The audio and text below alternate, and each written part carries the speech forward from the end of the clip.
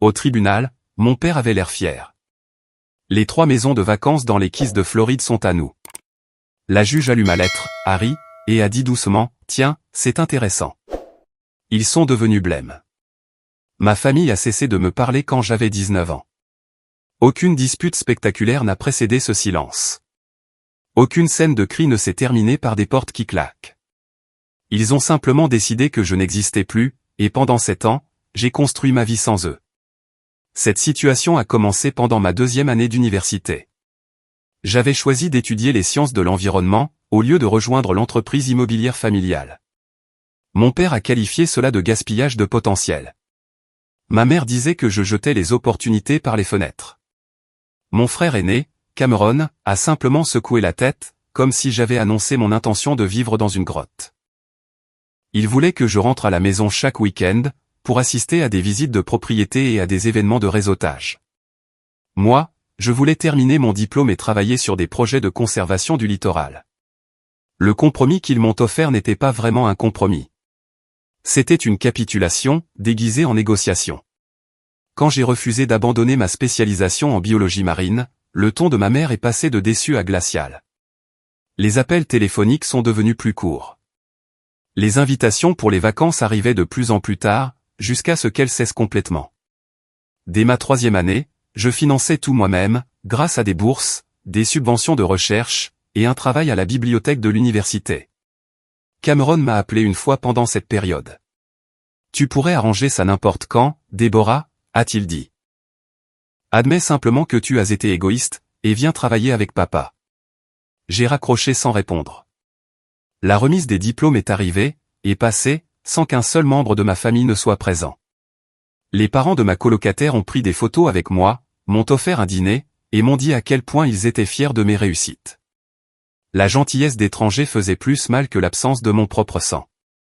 J'ai déménagé à Miami après mon diplôme, et j'ai trouvé du travail dans une association de restauration du littoral. Le salaire était modeste, mais le travail avait du sens.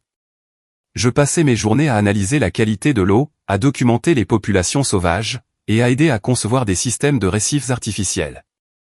Mon appartement était petit, mes meubles de seconde main, et je n'avais jamais été aussi heureuse. Les années ont passé. Je me suis fait des amis qui sont devenus la famille que j'ai choisie. Je suis sorti avec quelques personnes, mais jamais rien de sérieux. Ma carrière a progressé régulièrement, et je suis finalement devenu chef de projet pour toute notre division du Sud-Est. Ce travail m'a emmené le long de la côte de la Floride, du Panhandle jusqu'aux Keys. Lors d'un projet à Marathon, j'ai séjourné dans un petit chalet de location, tout en supervisant un effort de restauration des herbiers marins. La propriétaire, une femme âgée nommée Constance, m'a mentionné qu'elle vendait ses 3 maisons de vacances dans la région. Elle les possédait depuis des décennies, mais était prête à prendre sa retraite en Caroline du Nord, près de sa fille. De magnifiques propriétés, a-t-elle dit, en me montrant des photos un matin autour d'un café. Des emplacements de choix, tout au bord de l'eau. Je les vends à un prix juste, car je veux qu'elles aillent à quelqu'un qui appréciera ce que les Keys ont à offrir, pas juste un investisseur qui les revendra à profit. Les maisons étaient superbes. 2 se trouvaient à Isla Morada, perchées directement sur l'Atlantique, avec un accès privé à la plage. La 3e était située le long d'un canal à Key Largo, avec un quai pour bateaux et des couchers de soleil qui ressemblaient à des peintures. Constance en demandait 1,8 million d'euros au total, ce qui était remarquablement bas pour la région. J'ai eu beaucoup d'offres, a-t-elle expliqué. Mais la plupart des acheteurs ne voient que les signes de dollars. Ils veulent démolir et reconstruire, les transformer en location de luxe. Ces maisons ont une histoire. Je préfère accepter moins d'argent et savoir qu'elles iront à quelqu'un qui comprend leur valeur. La première propriété, un cottage couleur corail à Isla Morada, se trouvait à une 15aine de mètres de l'eau. Des volets anticycloniques encadraient chaque fenêtre, et le porche qui faisait le tour de la maison offrait des vues sur le lever et le coucher du soleil, selon l'endroit où l'on se tenait. À l'intérieur, la cuisine avait été rénovée dans les années 1990, mais conservait son charme d'origine, avec des sols en terrazzo et des fenêtres à jalousie qui captaient la brise de l'océan. 3 chambres, 2 salles de bain, et une véranda grillagée qui faisait face à l'Atlantique. La 2e maison d'Isla Morada était plus grande, une structure à 2 étages avec un revêtement en bois vieilli, qui avait pris une teinte gris argenté après des décennies d'air salin. 4 chambres, 3 salles de bain, et une immense pièce à vivre avec des poutres apparentes au plafond. Les locataires précédents l'avaient laissé impeccable, et le gérant immobilier de Constance l'entretenait religieusement. Un chemin de coquillages concassés menait directement à une portion de plage privée, où des résignés de mer offraient une ombre naturelle. La propriété de Killargo fut ma préférée dès que je l'ai vue. D'un seul étage, peinte d'un jaune doux qui devenait doré au lever du soleil. Son emplacement sur le canal signifiait une protection contre les pires tempêtes, tout en offrant un accès incroyable à l'eau. Le quai pouvait accueillir des bateaux jusqu'à 9 mètres, et le jardin abritait une paillote où les précédents invités avaient gravé leur nom dans les poteaux de soutien, une tradition qui, selon Constance, remontait à 20 ans. Chaque propriété avait sa propre personnalité, ses propres particularités. La chambre principale du cottage Corail avait une banquette de fenêtres, parfaite pour la lecture. La maison à 2 étages avait une terrasse sur le toit d'où l'on pouvait voir à des kilomètres par temps clair. La maison jaune avait une douche extérieure, entourée de frondes de palmiers, où l'on pouvait se rincer après la plongée. Constance m'a expliqué les calendriers d'entretien, m'a présenté des entrepreneurs fiables, et a partagé des décennies de sagesse sur la gestion de location de vacances dans les Keys. Elle m'a expliqué quel mois attirait le plus de touristes, quelle réglementation locale je devrais suivre, et quelle police d'assurance était essentielle pour la protection contre les ouragans. Ces maisons ont survécu à Andrew, Irma, et à toutes les tempêtes tropicales entre les deux, a-t-elle dit, alors que nous étions dans la cuisine de la maison jaune. Elles sont solidement construites, mais il faut respecter l'océan. Barricadez-vous quand les alertes arrivent. Gardez les arbres taillés. Vérifiez les pilotis du quai chaque saison. Les Keys vous récompenseront si vous en prenez soin correctement. J'ai absorbé tout ce qu'elle disait, prenant des notes détaillées et posant des questions sur les impôts fonciers, les sociétés de gestion locative, et les stratégies de tarification saisonnière. Ma formation en sciences de l'environnement me donnait une profonde appréciation de l'écosystème délicat entourant ces maisons. Je comprenais les schémas d'érosion, la santé des récifs, et l'importance de l'aménagement paysager indigène pour prévenir les dommages côtiers. Vous vous souciez vraiment des choses, a observé Constance lors d'une de nos conversations. La plupart des acheteurs posent des questions sur les projections de revenus locatifs, et rien d'autre. Vous demandez des informations sur l'entretien des digues et les espèces de plantes indigènes. Ces propriétés se trouvent sur l'un des littoraux les plus beaux et les plus fragiles du pays, ai-je répondu. Je serais honoré de les posséder, mais seulement si je peux en être une gardienne responsable. Cette conversation semble sceller sa décision d'accepter mon offre, malgré des offres plus élevées d'autres acheteurs. Ces paroles résonnaient profondément en moi. J'avais passé des années à protéger les écosystèmes côtiers du surdéveloppement. Ces propriétés représentaient exactement le type d'utilisation réfléchie et durable des ressources naturelles en laquelle je croyais. Je n'avais pas 1,8 million d'euros. J'avais environ 40 000 euros d'économie et un bon dossier de crédit, mais j'avais appris au fil des ans que les problèmes impossibles ont parfois des solutions créatives. Au cours du mois suivant, j'ai monté l'affaire immobilière la plus non conventionnelle de ma vie. J'ai trouvé 2 investisseurs soucieux de la conservation, qui voulaient des propriétés de vacances, mais se souciaient aussi de la gestion environnementale. Nous avons formé une petite SARL, avec moi comme actionnaire majoritaire. J'ai convaincu ma banque de m'accorder un prêt commercial, basé sur les revenus locatifs prévus. J'ai liquidé mon compte de retraite et tous les actifs que je possédais. Les chiffres fonctionnaient à peine. Je serais endetté pendant des années, vivant de riz et de haricots tout en constituant mon capital, mais je pouvais le faire. Constance a accepté notre offre. La clôture a eu lieu un mardi après-midi, fin avril.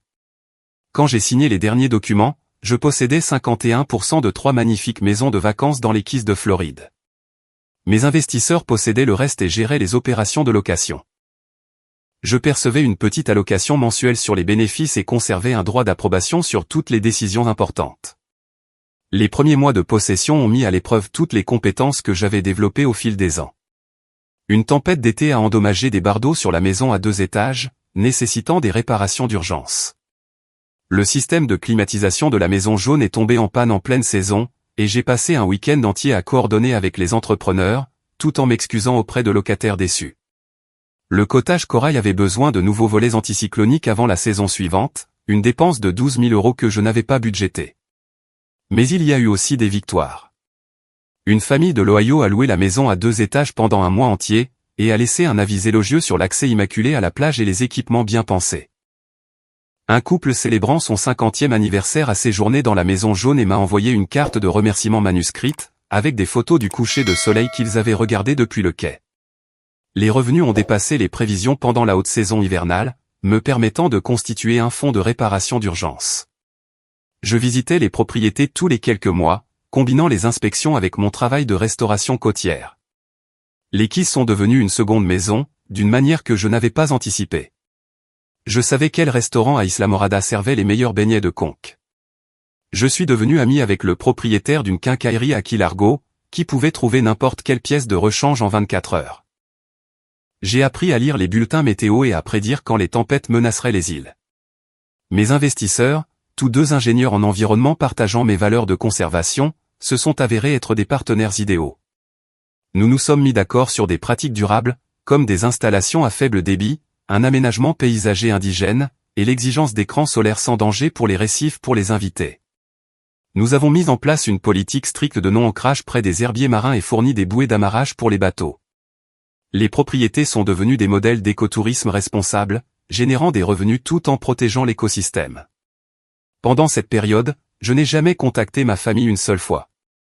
Je n'ai pas envoyé de nouvelles de ma réussite, ni cherché de validation pour mes accomplissements. Le silence qu'ils avaient créé est resté intact, et je m'étais habitué à l'espace qu'il offrait. Ma vie était pleine sans eux, un travail qui a du sens, de bons amis, des propriétés que j'étais fier de posséder et d'entretenir.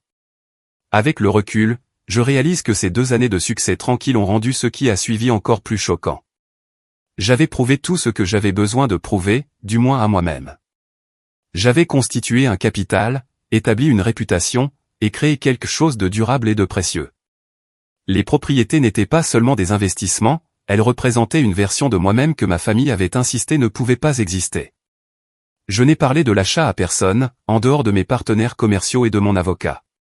C'était trop personnel, trop précieux pour l'annoncer nonchalamment. Ces maisons représentaient tout ce que j'avais construit sans l'argent ou l'approbation de ma famille. 2 ans après avoir acheté les propriétés, j'ai reçu un appel inattendu. Ma cousine Jessica, dont j'étais proche avant la rupture, avait retrouvé mon numéro.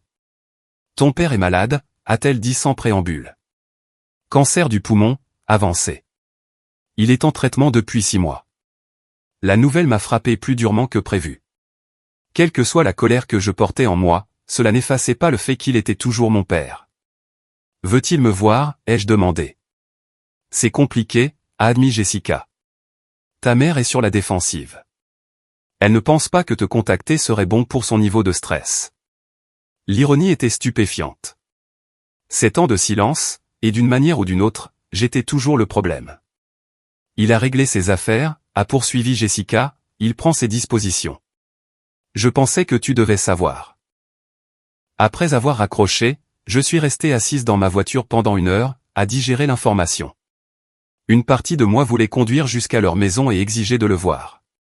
Une autre partie voulait maintenir la distance qu'ils avaient créée.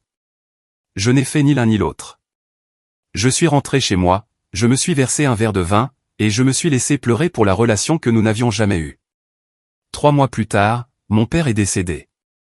Jessica a de nouveau appelé pour me dire que les funérailles étaient privées, réservées à la famille. Je n'étais pas invité. J'ai envoyé des fleurs anonymement et j'ai passé le jour de ces funérailles à plonger au large de Key Largo, essayant de trouver la paix parmi les coraux et les poissons.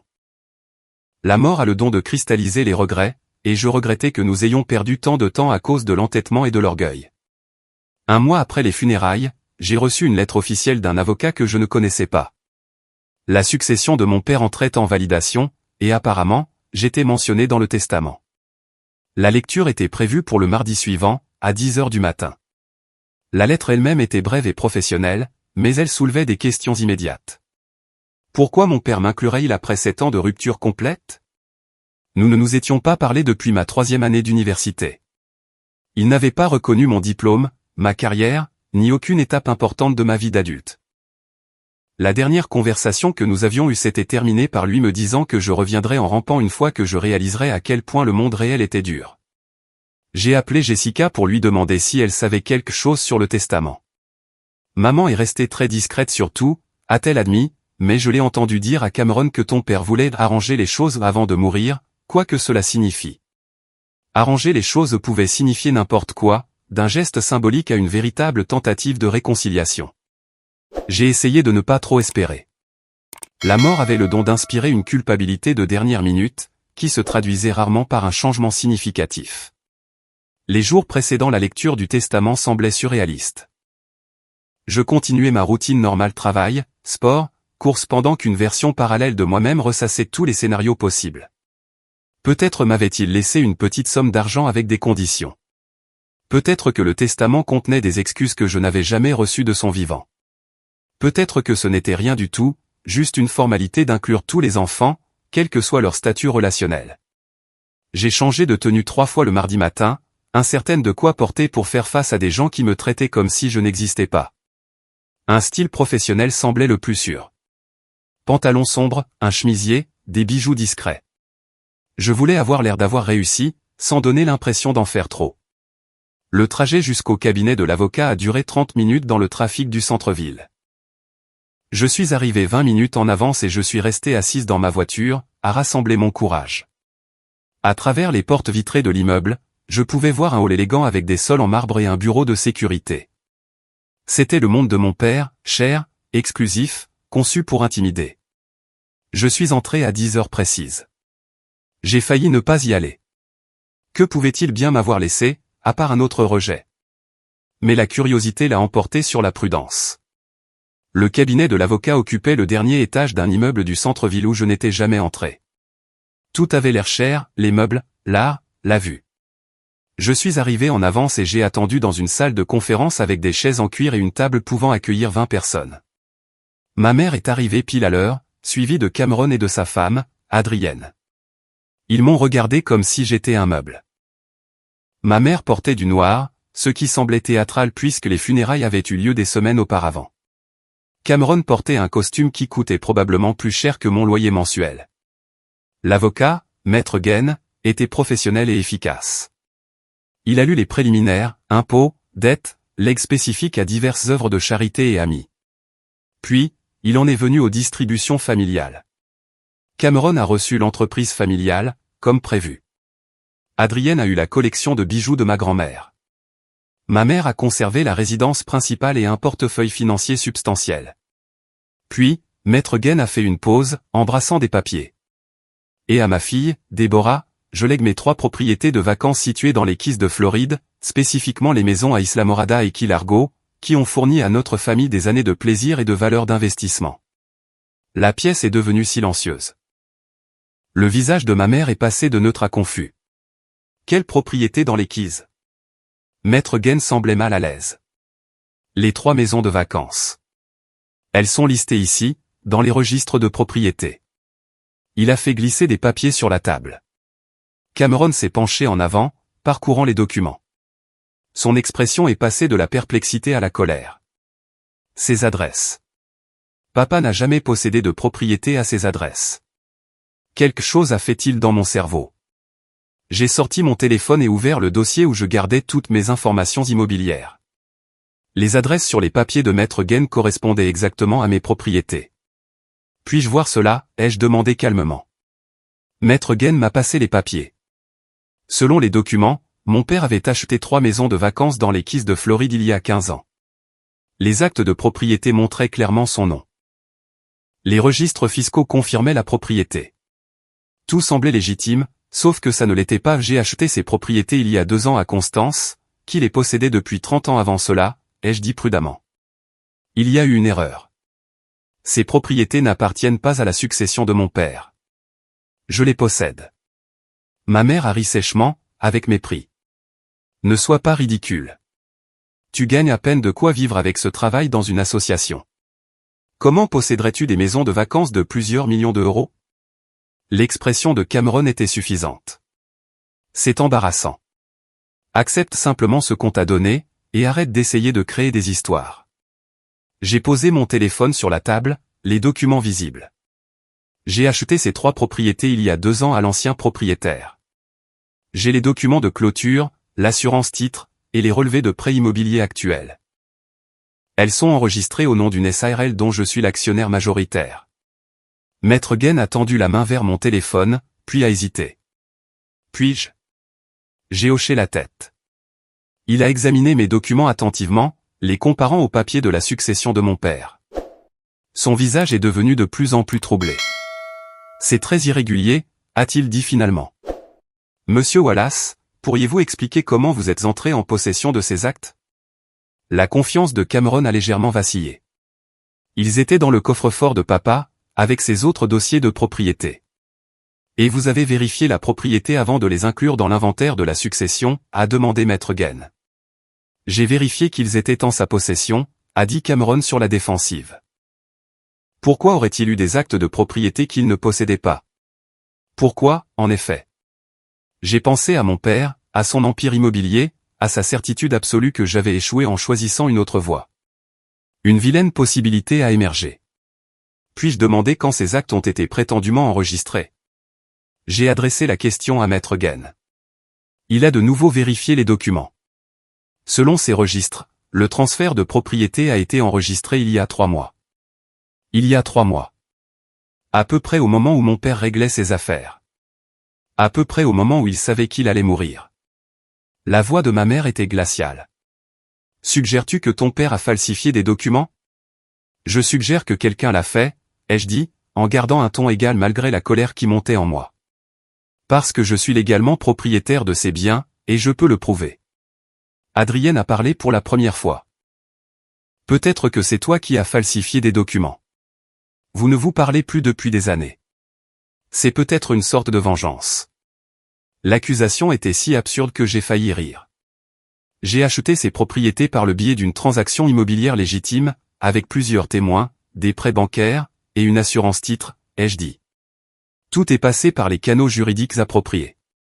Quiconque tenterait de revendiquer la propriété maintenant devrait prouver comment il a acquis des biens que je possède de manière démontrable. Maître Gaines s'est raclé la gorge. Je pense que nous devons suspendre cette lecture. Ces revendications de propriété concurrentes doivent être résolues avant que nous puissions procéder à la distribution. Nous ne suspendons rien du tout, a interrompu ma mère. Ces propriétés appartiennent à cette succession. Quels que soient les documents qu'elle a fabriqués.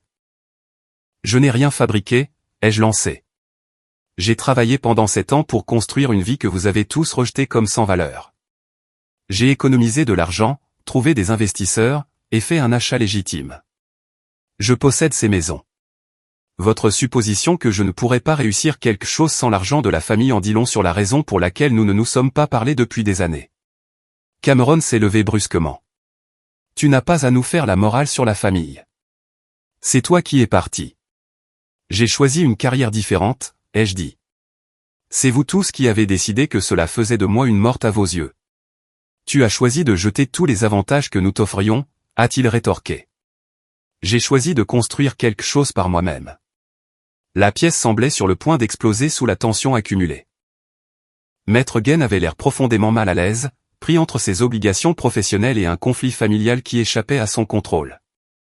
Adrienne était devenue pâle, clairement non préparée à ce niveau de confrontation. La voix de ma mère a tranché le chaos comme une lame. Tu as toujours été égoïste. Même enfant, tu pensais que les règles ne s'appliquaient pas à toi. Ton père a essayé de te guider vers le succès, et tu lui as jeté ça au visage. Maintenant, tu te présentes ici avec des papiers fabriqués, en essayant de voler la succession de ta propre famille. L'accusation était si fondamentalement injuste que j'ai senti quelque chose se briser en moi. J'ai des relevés bancaires montrant les paiements de prêts, ai-je dit, en luttant pour garder une voie stable. J'ai le témoignage de la femme qui m'a vendu les propriétés. J'ai une assurance titre, des rapports d'inspection, et 2 ans de déclaration de revenus montrant les revenus locatifs. Qu'avez-vous, à part des actes qui sont mystérieusement apparus dans le coffre-fort de papa des mois après que j'ai acheté ces propriétés? Le visage de Cameron est devenu rouge vif. Tu traites papa de criminel. Je dis que quelqu'un a falsifié des documents. Que ce soit papa ou quelqu'un agissant en son nom, ces actes sont des faux. Ma propriété est réelle. Ce n'est pas une opinion. C'est un fait qui peut être vérifié par n'importe quel avocat ou société de titres. Assez, a dit Maître Gaines en levant les mains. Cette discussion ne mène nulle part de productif. Je suspends formellement cette lecture jusqu'à ce que la question de la propriété soit résolue. Mademoiselle Wallace, je vous recommande de prendre immédiatement un avocat. Maître Gaine a continué, Monsieur Wallace, je vous suggère de faire de même.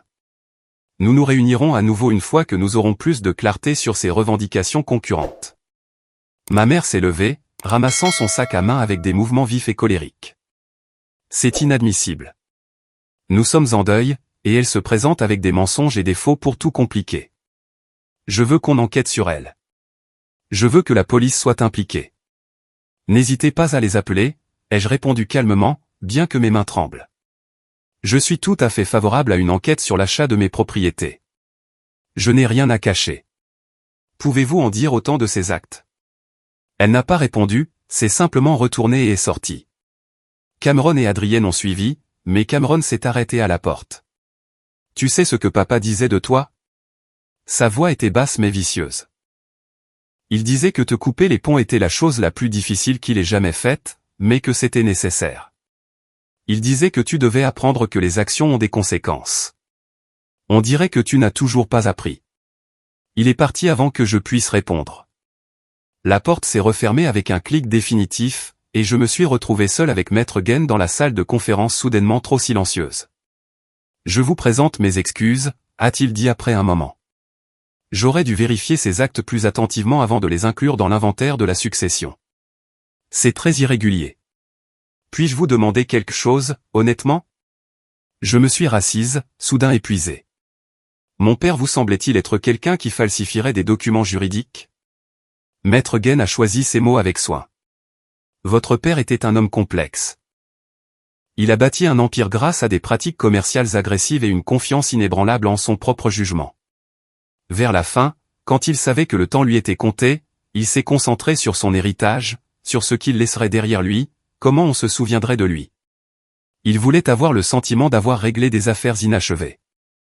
Alors, oui, vous pensez qu'il a fait ça. Je pense qu'il était capable de beaucoup de choses lorsqu'il était motivé par des émotions fortes. Quant à savoir s'il a réellement commandité ces faux, je ne le sais sincèrement pas, mais je vous aiderai à découvrir la vérité. J'ai engagé une avocate cet après-midi-là. Tessa Brennan était spécialisée en fraude immobilière et était très recommandée. Elle a examiné mes documents avec une attention méticuleuse, puis a examiné des copies des actes frauduleux que Maître Gaine avait fournis. C'est en fait assez sophistiqué, a-t-elle dit, presque avec admiration. Quelqu'un a payé cher pour ces faux. Les papiers ont l'air légitimes à première vue, mais il y a des incohérences dans les dates d'enregistrement et les signatures de notaires, et bien sûr, vous avez une chaîne de titres en béton prouvant votre propriété. Alors, que se passe-t-il maintenant, ai-je demandé. Nous déposons une contestation formelle de la revendication de la succession. Nous fournissons la documentation de votre achat et de votre propriété. Nous démontrons que ces actes sont frauduleux. Le tribunal statuera en votre faveur, car les preuves sont accablantes. Ensuite, nous déciderons de poursuivre ou non des accusations criminelles pour faux, contre votre père décédé ou contre quiconque a créé ces documents. Si votre père les a commandités, il est évidemment hors de portée des poursuites. Mais si quelqu'un dans la famille savait qu'ils étaient frauduleux et a tout de même essayé de procéder à l'héritage. Elle a laissé l'implication en suspens.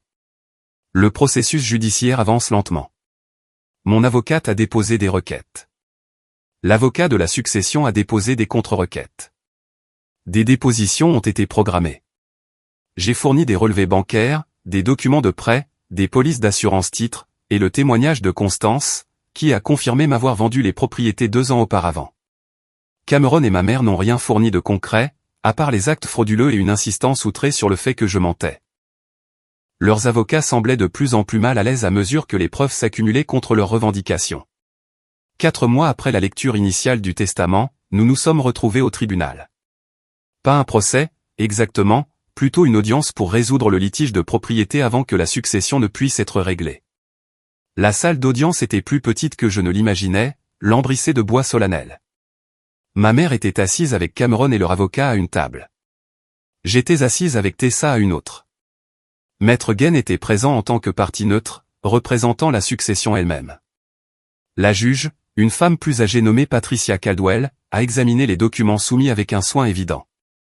Elle a posé des questions pointues sur la chronologie des événements, la chaîne de possession des actes frauduleux, et le processus de vérification que l'avocat de Cameron avait mené.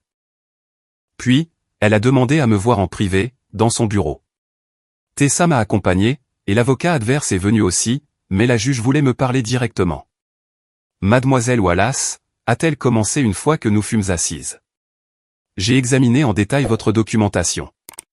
Votre propriété de ces biens semble légitime et bien documentée, mais j'aimerais comprendre quelque chose sur votre intention ici.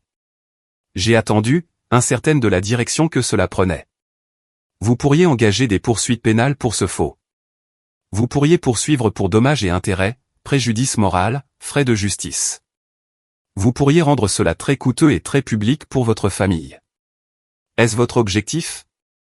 La question m'a prise au dépourvu. J'ai pensé à mon père, mort et au-delà des conséquences. J'ai pensé à ma mère et à Cameron, convaincus de leur propre bon droit, même en présentant des documents frauduleux. Je veux juste ce qui m'appartient, ai-je dit finalement. J'ai acheté ces propriétés avec l'argent que j'ai gagné et des prêts que je rembourse encore. Elles représentent des années de travail et de sacrifice. Je n'essaie d'humilier personne ni de me venger. Je veux juste que le tribunal confirme qu'elles m'appartiennent, pour que nous puissions tous aller de l'avant. La juge Caldwell m'a étudié pendant un long moment. C'est remarquablement généreux étant donné les circonstances, a-t-elle dit. Avez-vous réfléchi à la raison pour laquelle votre père aurait pu créer ces documents? Je n'ai pensé à rien d'autre depuis 4 mois, ai-je répondu. Je pense qu'il ne pouvait pas accepter que j'ai construit quelque chose de valeur sans son aide.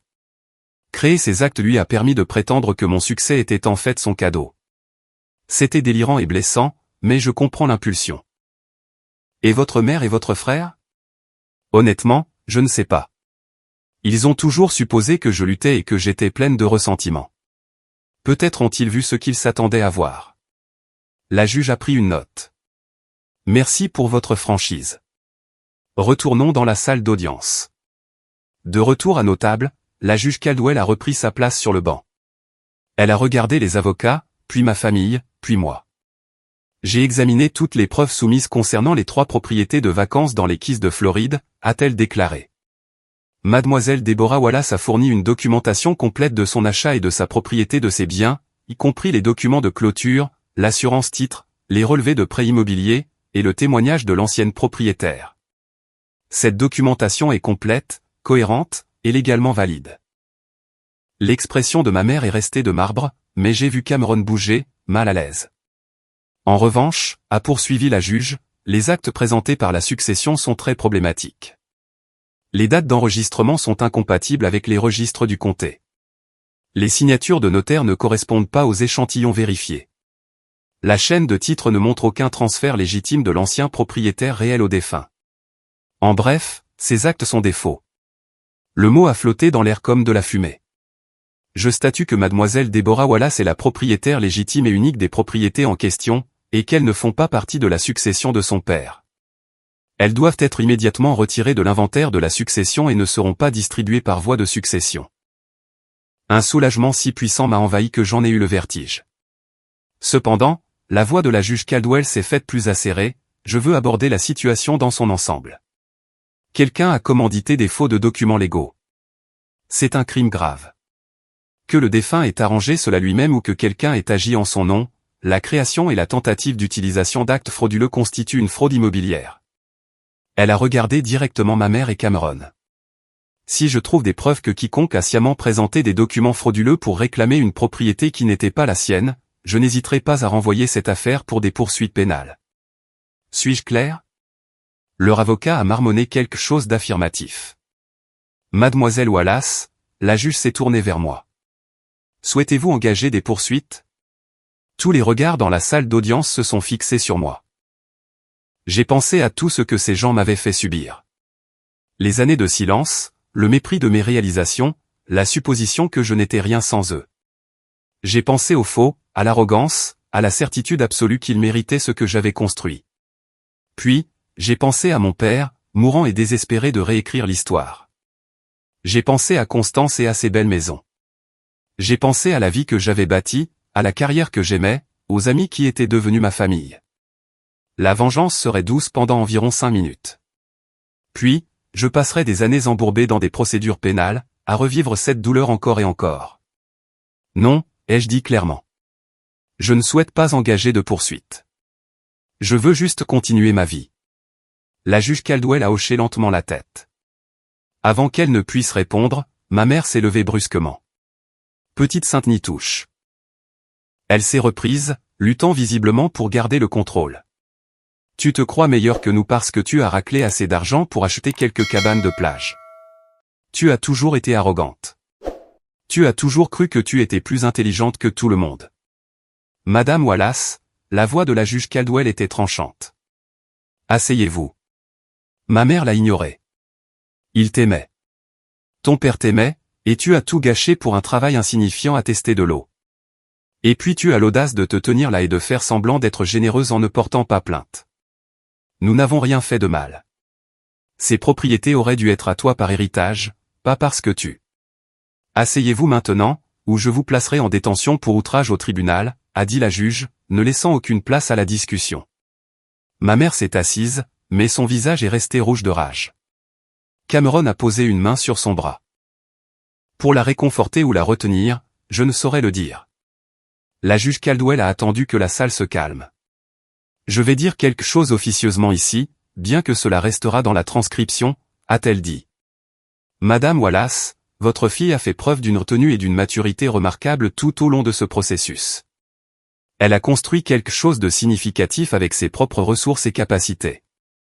Plutôt que de célébrer cet accomplissement, votre famille a tenté de le revendiquer comme la générosité de votre défunt mari. Ce n'est pas de l'amour, c'est du contrôle. Ma mère a ouvert la bouche pour protester, mais la juge a levé la main. Votre fille vous offre un cadeau en ne poursuivant pas d'accusation criminelle.